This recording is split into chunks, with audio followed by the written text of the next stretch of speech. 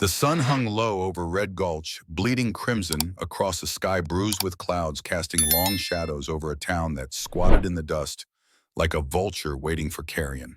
The saloon's warped boards groaned under the weight of men with calloused hands and hearts, to match their laughter sharp as shattered glass, their spit staining the dirt. Behind the saloon in an alley choked with mud and the reek of sour whiskey, two girls stood bound to a splintered fence post, their wrists raw from coarse rope that bit like a rattler.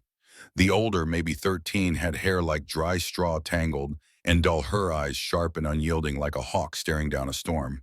The younger, barely 10, shivered in a dress so thin it clung like wet paper, her bare feet sinking into the muck, her gaze fixed on the ground as if praying it would swallow her whole. No one knew their names. No one cared enough to ask. The crowd wasn't there for them. Men came for rot-gut whiskey that burned the throat, for card games that ended in blood, or for the women upstairs who sold smiles for silver. But the sight of two children tied up like livestock drew eyes, some curious, some cruel, and the worst kind, hungry, their grins curling like smoke from a dying fire. A man in a grease-stained vest, his breath foul as weak old milk, leaned against a barrel chewing tobacco and muttering to no one in particular, "Gamblers' brats. Their pa owes every man from here to Iron Creek. Figures he'd pawn 'em to settle his debts." His words landed heavy like stones in a dry riverbed, stirring nothing but dust. Through the haze of trail dust came a rider tall, in the saddle, his coat frayed at the cuffs, his hat tilted low against the glare of a dying sun. Elias Kane, 42, a rancher with no kin to call his own, his hands calloused from years of wrestling, a land that gave nothing without a fight. His mare Sagebrush snorted as they neared Red Gulch, her hooves kicking up clouds that swirled like ghosts. Elias wasn't planning to linger, just dropping off a broken plow for sharpening at the blacksmith's and maybe grabbing a sack of flour. But when Sagebrush slowed near the alley, his eyes caught the girls, the ropes, the crowd that didn't care. His jaw clenched and Sagebrush stopped dead, her ears twitching as if she felt the weight of it too. A voice slithered through the air, oily and sharp as a skinning knife. $10 for the pair. 1 month's labor or keep 'em for good. Your choice. They're scrawny, but they'll work. The speaker was Amos Creed, a gambler with a face like a skinned coyote, his grin missing half its teeth, his eyes glinting with greed. He yanked the rope and the younger girl flinched, her sister stepping closer, her thin frame a futile shield. They clean, fetch water, don't eat much. Quiet as graves, dumb as dirt, Amos crowed, his voice carrying over the crowd's low murmur. Elias dismounted his boots, sinking into the mud with a wet squelch. He didn't look at Amos, just the girls. The older one met his gaze for a split second, her eyes a storm of defiance and dread, then dropped her head, her shoulders tense. The younger clung to her sister's side, trembling like a leaf in a gale, her fingers twisting the hem of her dress. Elias reached into his coat, pulling out a leather pouch, the coins inside clinking like a warning. He tossed it to Amos, the pouch landing with a thud in the gambler's palm. 15. Almost caught it, his eyes narrowing like a snake sizing up prey. 15. For both, you want 'em for a month or forever. Neither, Elias said, his voice low, like thunder rolling distant over the plains. I'm settling your debt. They ain't yours to sell. Amos laughed, a sound like a dog choking on a bone, harsh and hollow. Same difference, stranger. He tossed the rope into the dirt like it was nothing more than a used rag and sauntered back toward the saloon, already counting his coins. Elias knelt, his knife flashing in the fading light as he cut the ropes. The girls staggered, the younger one nearly collapsing, her legs buckling under her. He steadied her, not gentle but not rough, just enough to keep her on her feet. She looked up, eyes wide as a fawn's caught in a snare, and whispered, "Don't hurt us." He froze, his hand hovering above her shoulder, the weight of her words sinking into him like a blade. "Ain't here to hurt nobody," he said, his voice softer now, like he was calming a spooked horse. He tipped his hat toward Sagebrush, who stood patiently by the alley's edge. "Get on the mule. We're leaving." The older girl hesitated, her hand gripping her sister's, her eyes searching his face for a trap. "Where you taking us?" she asked, her voice sharp but brittle like a branch ready to snap. "Somewhere better than this hellhole," Elias said, his tone leaving no room for argument. He didn't wait for more questions, just led them to the mule, Dusty tied loosely to Sagebrush with a worn rope. The older girl helped her sister climb up, their hands shaking but their faces set like they'd learned long ago to hide their fear. Elias checked the reins, his movements deliberate, his eyes scanning the crowd for any sign of trouble.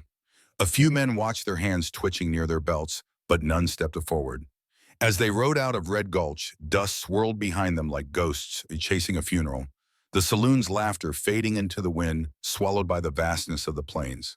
Elias's ranch sprawled 12 miles west, nestled between jagged bluffs, where cottonwoods stood bare, their branches clawing at a sky gone gray with the promise of rain. The barn sagged under the weight of last year's storms, its roof patched with mismatched planks that groaned in the wind. A broken fence leaned like a drunk after a brawl, and chickens scratched in the dirt clucking at a lone dog, Rusty, who trotted over his tail, wagging like a metronome. The girls took it in silently, their eyes scanning the cracked gate, the sagging porch, the emptiness that clung to the place like dust on a grave. Inside the house was a single room, sparse, and smelling of beans and wood smoke. A cot sat by the fireplace, a quilt folded neatly on it, its stitches worn, but strong, a relic of a life Elias had buried long ago. He pointed to it, his voice gruff. "That's yours. Share it." The older girl nodded, but the younger just stared at the floor, her hands twisting the hem of her dress, her bare feet leaving smudges on the rough boards. "You hungry?" he asked, already moving to the stove where a pot of beans bubbled. They both nodded, quick and sharp, like they expected the offer to vanish like smoke. He ladled beans into tin bowls, the metal scarred from years of use, and set them on a table that wobbled under the weight of its own history. The younger girl, her hands trembling, picked up a spoon and froze like she thought it might be snatched away. "Eat slow," Elias said, his voice softer now, like the wind before a storm. "Ain't nobody taking it." The older girl took a bite, then nudged her sister. "It's warm, Clara." The younger one, Clara, tasted it and flinched, not from heat, but from the strangeness of kindness, and her eyes darting to the bowl like it might betray her. They ate in silence, and Elias watched, pretending he wasn't his coffee, cooling in a dented mug. When they finished, Clara whispered, "Thank you?" Her voice small as a mouse caught in a gale. "I don't lock doors," Elias said, stoking the fire with a poker, the flames casting shadows that danced like ghosts on the walls. "You're safe here." The older girl, who hadn't given her name, just nodded, her eyes still wary like she was waiting for the world to show its teeth. That night, Rusty slept by the door, his ears twitching at every creak of the wind. Elias sat in a creaking chair, his rifle across his lap, the girls curled together on the cot, their breaths uneven, like they were braced for a blow that never came. At midnight, a floorboard groaned underfoot. Elias's hand went to his rifle, his eyes snapping to the dark. It was just Clara standing in the shadows, her eyes glassy with fear, her small frame trembling. "Don't put us in the barn," she whispered, her voice barely a breath like it had been wrung out of her. "Ain't nobody going to a barn," Elias said, lowering the gun, his voice steady but soft. "Go back to sleep." She didn't move, her fingers twisting the edge of her dress. "I've been locked before, in a shed. It was cold, dark." He met her gaze, saw the weight of it like a stone sinking in deep water. "Not here. Not ever," he said, his words firm like a vow carved in stone. She nodded barely and shuffled back to the cot, curling against her sister, her breath still uneven. Neither of them slept much after that, and Elias didn't either. His eyes fixed on the fire, its crackle, the only sound in a house that felt too big for its silence. Morning came, cold frost glazing the windows like a thin sheet of ice, the light filtering through in pale, jagged streaks. Elias was outside, splitting wood, his breath clouding in the air, his axe biting deep with each swing, the echo ringing through the canyon like a warning to the dawn. The older girl appeared on the porch, her arms crossed, her bare feet red from the chill, her eyes scanning the yard like she was mapping every escape route. "Chickens need feeding," Elias said, jerking his chin toward a sack of corn by the shed. She went without a word, Clara trailing behind, clutching a stick she'd found in the dirt, her small hands gripping it like a lifeline. When they returned, their hands were red bits of straw clinging to their skirts, but they didn't complain. Clara sat on the porch steps, her eyes on the road, like she expected trouble to ride up any moment, her stick resting across her knees. Breakfast was cornbread, hard as a roof tile but warm, the scent filling the small house like a prayer no one dared speak. Elias set a piece on each plate with a smear of molasses, the only sweetness he had scraped from a jar that hadn't been touched in years. The older girl hesitated, her fingers hovering over the bread like she was afraid it might vanish if she touched it. "Can we save some?" she asked, her voice low like she was testing the air. There'll be more, Elias said, sipping coffee from his dented mug, his eyes on the window where the frost was melting in thin rivulets. She tore off a piece, ate slowly like she was testing a trap. Clara followed her lead, her eyes darting to Elias, then away, like she wasn't sure he was real, her small hands trembling as she held the bread. "I'm Sarah," the older girl said, suddenly her voice steady but quiet like she was giving up a secret she'd guarded too long. "She's Clara." Elias nodded, his face unreadable, his fingers tightening around the mug. "Elias Kane. That's all you need to know about me." Over the next week, they fell into a rhythm. Not comfort, just routine, like the slow turn of a wagon wheel. Sarah followed Elias to check the fence line, her steps quick, despite the uneven ground, her eyes scanning the horizon like she'd learned to always look for an escape. Clara stayed close, her stick. Now a constant companion, her small hands gripping it like it might keep the world at bay. When Sarah tripped on a root and scraped her knee, she didn't cry, just stood and kept walking, blood trickling down her shin like a warning. Elias handed her a rag, his voice low. "Ain't no shame in hurting." She took it, wiped the blood and said nothing.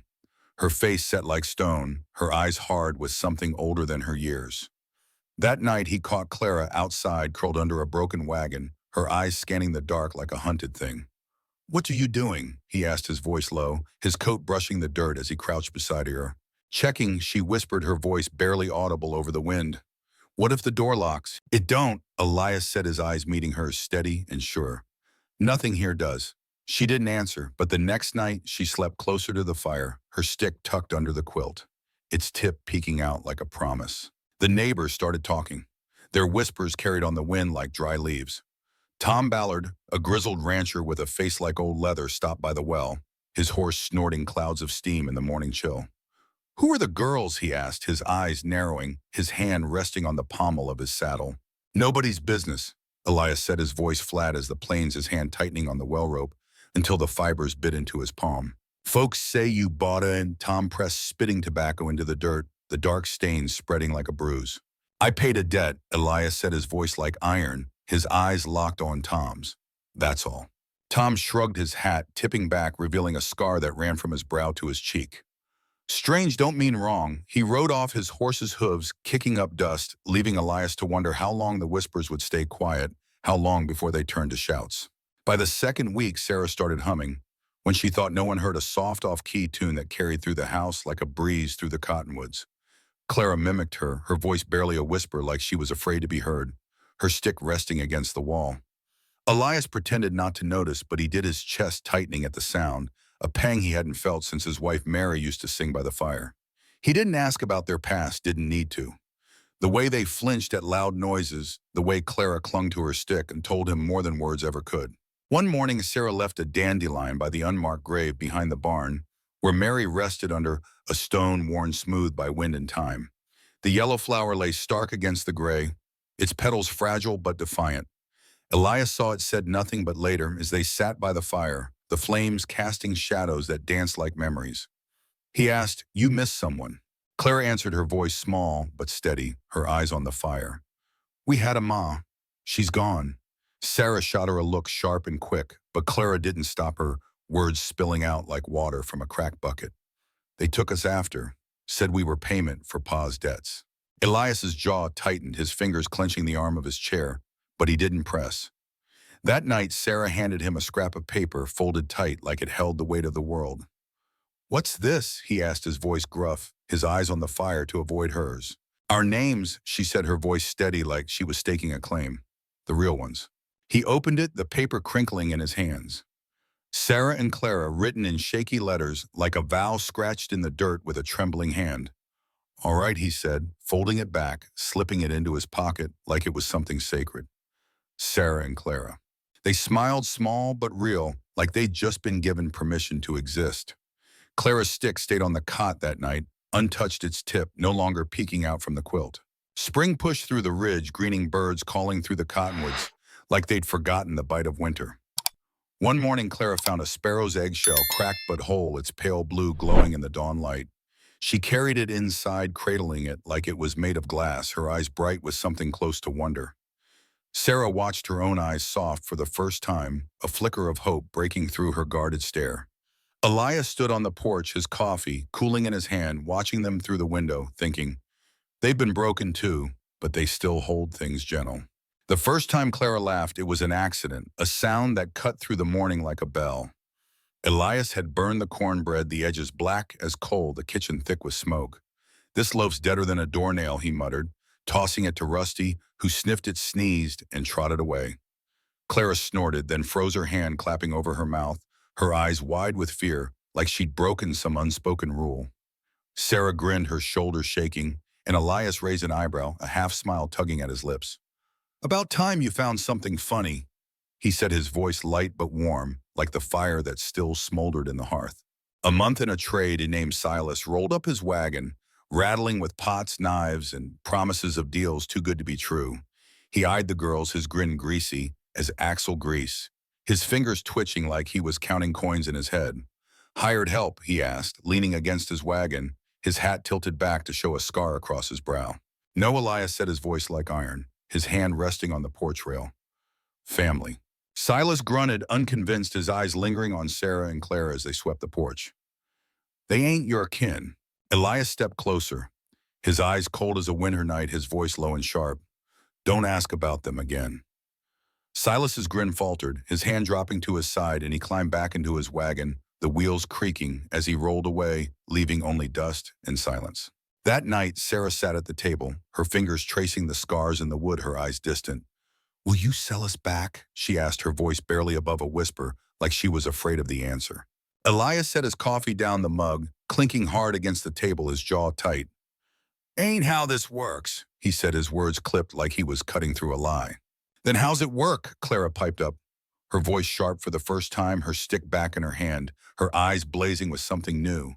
Defiance, maybe, or hope. Elias leaned back, his chair creaking under his weight, his eyes on the fire as it crackled and popped. He searched for words, his voice low when he found them. "I saw 2 kids drowning in that alley. Pulled you out? Maybe you pulled me out too." They didn't answer, but Sarah's shoulders relaxed just a fraction, her fingers loosening on the table. Clara's stick hit the floor, forgotten its tip, rolling into the shadows. The trouble came on a morning when the air felt wrong, too still, like the world was holding its breath before a scream.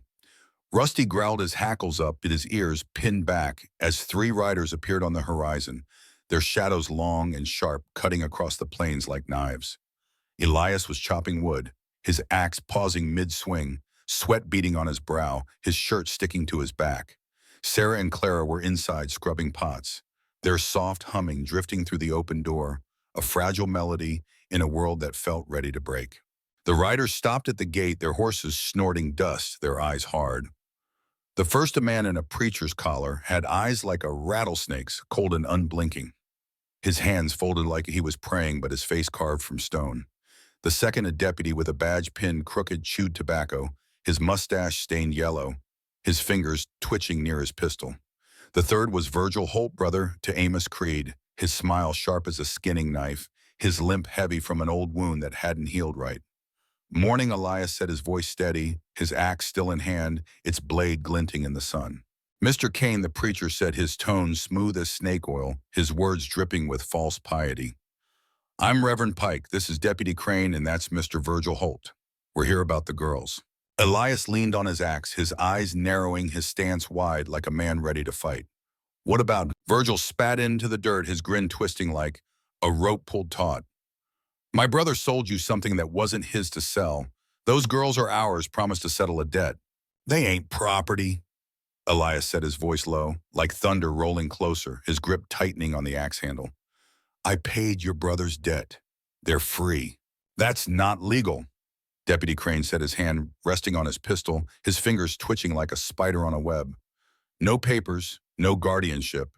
They're stolen goods."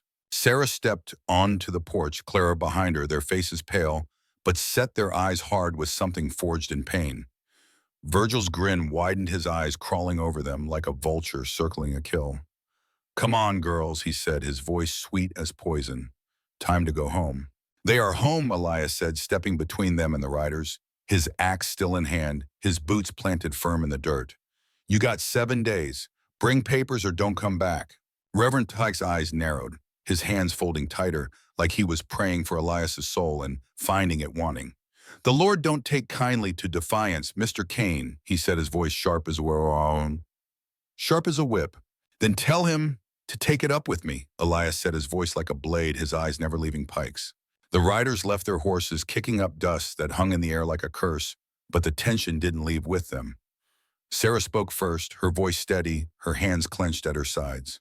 "They'll come back." "Likely," Elias said, setting the axe down, his eyes on the horizon where the dust still lingered. "We got 7 days." Clara nodded, her stick back in her hand, her eyes fierce. "What do we do?" "We get ready," Elias said, his voice calm but heavy like a storm waiting to break. He wired a letter to a lawyer in Iron Creek, an old army buddy named Caleb, who owed him a favor from a war they'd both rather forget. But the law moves slow in these parts, slower than a lame mule, and 7 days was a blink in the vastness of the plains. On the third day, he taught Sarah and Clara how to hold his spare rifle, a battered Winchester, with a scratched stock. "Not to shoot," he said, his voice firm, his hands guiding theirs.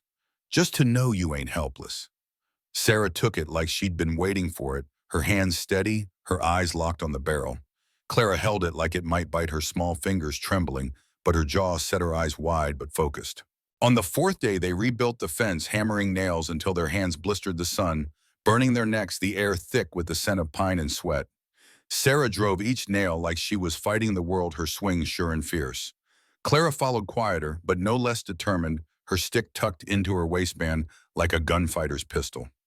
On the fifth, Clara asked to sleep outside, "just to know I can run if I need to." Elias spread a blanket under the stars lying beside them. Rusty at their feet, the sky vast and unyielding above. Sarah whispered, her voice barely audible over the wind. "What if they take us?" "Depends how loud you fight," Elias said, his eyes on the stars, his voice steady but heavy with something unspoken. The sixth day brought a stranger to the gate. A woman on a creaking wagon, her face lined with grief, her dress patched but clean, her hands gripping a stick like it was all that kept her upright. She stepped down, her eyes searching the yard, her breath catching when she saw the girls. She dropped the stick and ran, her voice breaking like glass. "Sarah, Clara." Ma Sarah gasped, rushing forward, her feet kicking up dust. Clara followed, sobbing, her stick forgotten in the dirt, her small body crashing into her mother's arms.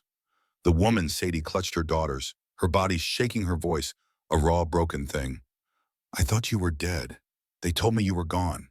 "They lied," Sarah said, her voice fierce, her arms around her mother, her eyes wet but unyielding. Sadie turned to Elias, her eyes wet but strong, her hands still clutching her girls. "You saved them," she said, her voice trembling but sure. "Didn't have much choice." Elias set his throat tight, his hand on Sagebrush's reins to steady himself. "They needed saving." Sadie's voice cracked, her fingers tightening on Sarah's shoulder. "I got a place in Willow Bend. It ain't much, but it's ours. Come with us. Help us make it safe." Elias hesitated, his hand tightening on the reins, his eyes on the girls. Clara took his other hand, her grip small but firm, her voice steady. "It's your home too," she said, her eyes meeting his, a spark of something new in them, trust maybe, or hope. They left by noon, the wagon rolling slow. Sadie and the girls in the back, Elias walking beside Dusty, Rusty trotting behind his tail, wagging like a flag. Willow Bend was a day's ride, a cluster of shacks by a creek, the air thick with pine sap and the promise of rain. Sadie's house was small, its roof sagging, its walls patched with tin and timber, but it had a hearth, a table, and a drawing on the wall. 2 girls and a woman scratched in charcoal, faded but unbroken, a testament to a family torn apart, but still clinging to hope. That night, Elias built a fire, the flames crackling as Sadie cooked cornbread, the scent filling the shack like a memory of better days. Sarah and Clara ate like they hadn't in years, their laughter soft but real, like a song finding its notes after a long silence. Elias slept outside, Rusty at his side, the stars bright above the air, cool and sharp, the world quiet for the first time in weeks. Dawn brought smoke, not from the hearth, but from the ridge, a wildfire moving fast, its glow licking the horizon like a hungry beast. Elias bolted upright, his boots pounding the dirt as he ran to the shack. "It's coming east. We gotta move," he shouted, his voice cutting through the morning stillness. Sadie grabbed a trunk, her hands shaking, her eyes wide with fear. Sarah froze, staring at a shed by the house, its door warped but locked. "Our things, Ma's letters, my book," she said, her voice breaking. Ain't worth your life, Elias set his hand on her shoulder. But Sarah's eyes begged, and Clara's matched them, their faces set with a desperation he couldn't ignore. He sprinted to the shed, broke the lock with his knife, the metal snapping like a bone, and grabbed a bundle of papers and a scorched book, its pages curled but intact. Ash fell like snow as he ran back the ridge, glowing red, the air thick with the scream of burning trees.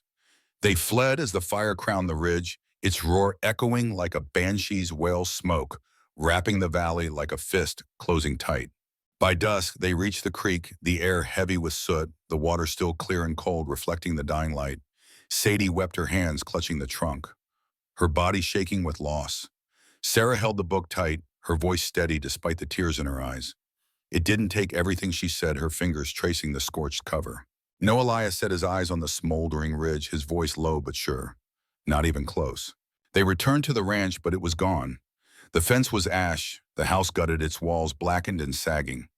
The word thief scrawled on the charred door in charcoal, the letters jagged and cruel. Boot prints circled the ruins, one set heavy with a limp. Virgil Holt's work, Elias knew, his jaw tightening at the thought. Sarah touched the letters, her fingers steady, her eyes hard. They want us scared, she said, her voice like steel. They won't get it, Elias said, his voice like iron, his hand resting on the hilt of his knife.